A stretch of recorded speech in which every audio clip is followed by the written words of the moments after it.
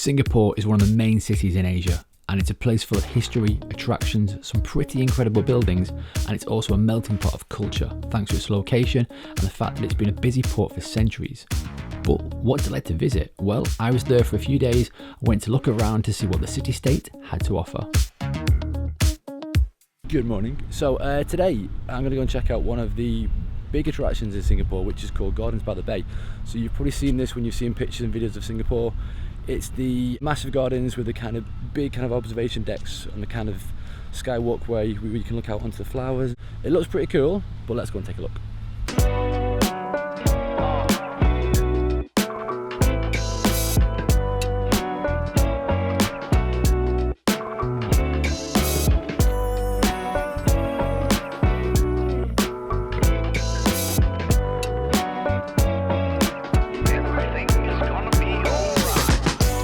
So the first stop on my trip of Singapore was Gardens by the Bay, and more precisely, the Cloud Forest.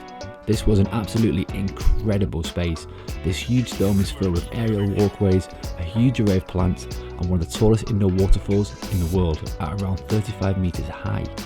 And in terms of clouds, it is meant to be a rainforest, so there is lots of mist, with humidity around 80 to 90%. This was definitely like no greenhouse I'd ever seen before. I spent around an hour looking around the place and must say I absolutely loved it. Everything's gonna be alright.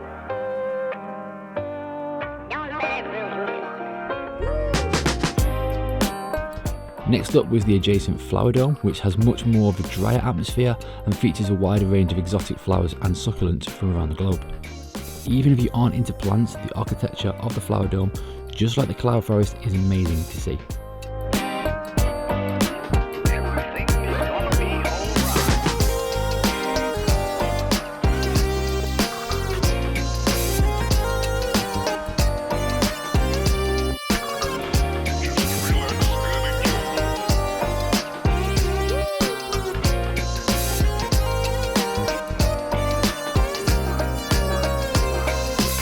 Just outside these domes is another part of Gardens by the Bay, the Super Tree Grove. The grove has 12 tree-like structures ranging from 25 to 50 meters in height. This is also where you find the Skywalk, which is an aerial walkway linking some of the structures, with some great views over Gardens by the Bay as well as the skyline of Singapore. Now, I am liking Gardens by the Bay. It is actually really cool. I'm not a massive kind of plant fan, but it's actually been really good. So the Cloud Forest is really cool. Even just the building itself is amazing. The way they've kind of constructed it is really great. So yeah, definitely check that out too. And the flower area too is actually pretty good. But you've also got this place here, which is the Super Grove. So you want to kind of come here too, you can check out this. If you're interested in flowers and plants, etc., you love it. Even if you don't, I still think it's worth a visit. So that is it from Gardens by the Bay, and I'm off to one of the most famous sites in Singapore, possibly at the moment the most famous site, which is Marina Bay Sands. I'm keen to get up to the top of the observation deck to look at this place. I've been really excited, so let's go and take a look. Now, if you've ever seen any pictures of Singapore, then you likely have seen one of Marina Bay Sands, the world famous hotel thanks to its unique infinity pool. The hotel sits next to a huge shopping centre as well as an entertainment complex on the edge of Marina Bay itself. The 2,500 bedroom hotel opened in 2010 and is now a landmark of the city, drawing visitors from across the globe to stay overnight in one of its many rooms, or like me, head up to the observation deck to get some stunning views of the city. And the view from up top is incredible. I'd recommend coming here just before sunset so you can catch the city views both during the day and at night time, and of course as the sun goes down.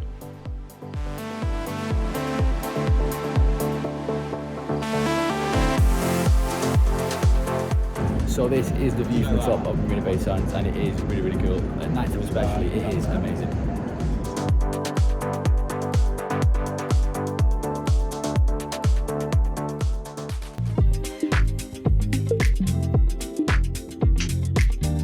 After some awe-inspiring views, I was getting a little bit hungry, so I went to check out one of the food offerings of Singapore, Satay Street. If you like satay, then you have to come here. There's a street dedicated to it, with a range of vendors selling a wide selection of satay items, including chicken, pork and prawn.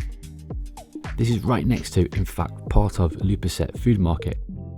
The food here was very nice, and for Singapore, not badly priced, although the wait did seem to take ages.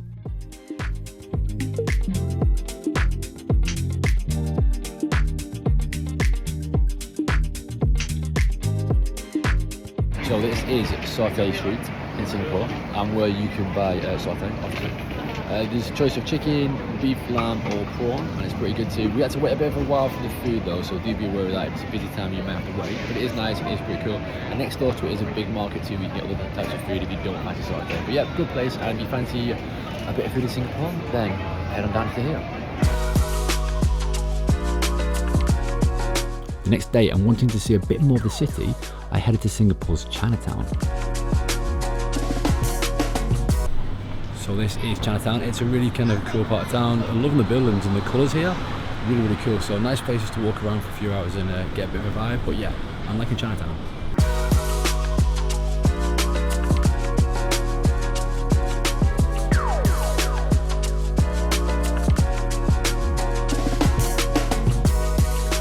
After strolling around for a bit, I came across the Buddha Tooth Relic Temple. This temple takes its name from the relic of the tooth of Buddha, which is housed on the 4th floor of the building. The temple itself is a nice place to see and is decorated beautifully inside.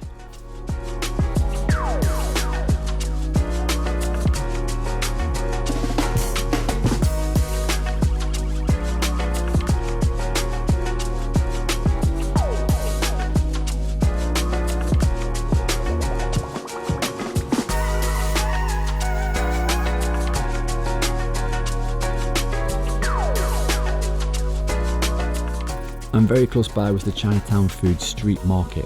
I was here during the day, which was great, but I think if I was to come here again, I'd probably come back in the evening, as I get the impression there'd be a bit more happening, but it was still good to walk around during the day.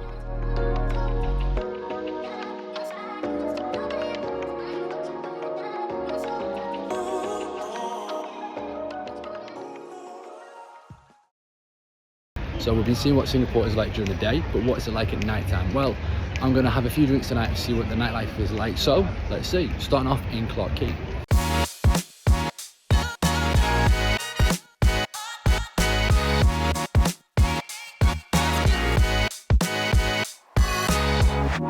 Quay is a very lively part of town and is one place where many of the tourists and expats hang out. The area next to the river is full of bars, restaurants and nightclubs, as well as a few fairground type attractions too. If you want your evening to have a bit of a buzz, then certainly head on down here. Quay is also very close to Boat Quay. This is similar in some ways, but feels a little less commercial and more local. It's also a tiny bit cheaper too, in my opinion, with a good choice of bars and pubs. Singapore is a lively city and has a lot to offer when it comes to nightlife, from amazing restaurants with some of the most delicious food around to some very cool bars and clubs. The only downside is Singapore is pretty expensive, so if you're planning a big night out, make sure you have some cash with you. Talking of needing some money, the next day I went for a bit of a look around Singapore's shopping offering. I jumped on the MRT to get there, and one thing to add about Singapore is that it has a very good public transport system which is well priced, clean and makes getting around super easy. Singapore is also a great location if you like a bit of shopping. Like many Asian cities, the place is full of shopping malls, and one prime location for shopping here has got to be Orchard Road. It's home to many huge shopping malls, all with more shops than you can imagine, as well as bars, restaurants and entertainment venues.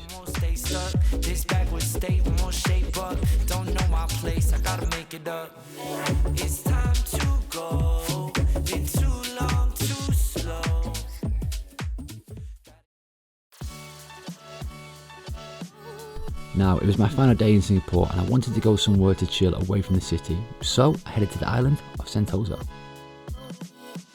Sentosa is an island within Singapore which is pretty much dedicated to entertainment.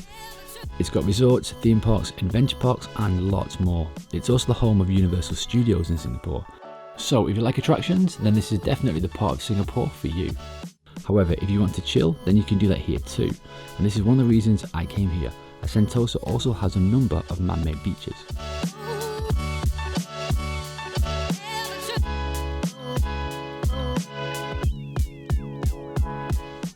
I went to Tanjong Beach, which is a bit of a trek from the monorail station, but it did seem to be one of the quieter beaches on the island. The beach itself was actually really nice and great to watch the sunset, but the water didn't seem too clean. It also had a bar there too. It wasn't great in my opinion and was pretty expensive for what it was, but I suppose it's to be expected in this type of resort island. So this is Tanjong Beach on the island of Sentosa, which is a kind of leisure island. It's got Universal Studios here and a water park too, so if you kind of like attractions and fairs and stuff, then head here. It's got a few beaches too, which are I think man-made, but it's okay. It's a bit kind of commercialised, but it's nice. Yeah, if you come here to watch the sunset or come for the afternoon, it's pretty good. But yeah, it's not exactly the most pristine beaches in the world, but it's, you know, if you want a kind of afternoon break away from the city, then head here. So there you have it, my brief stay in the city-state of Singapore. I really like Singapore. It's a very safe and clean city with lots to do, plenty of culture and of course history. It has delicious food and some top places to hang out in the evening, and of course some incredible buildings. It's actually a great location too if you're flying into Asia, and there's a good chance you'll be stopping here at some point, so definitely arrange a few days to look around. The only real downside is that the city is pretty expensive, so do bear that in mind, but it is a fantastic place to visit. Anyway, that's it from me. As always, please give me a like and a subscribe would be amazing too. Thanks for watching, and I'll see you soon.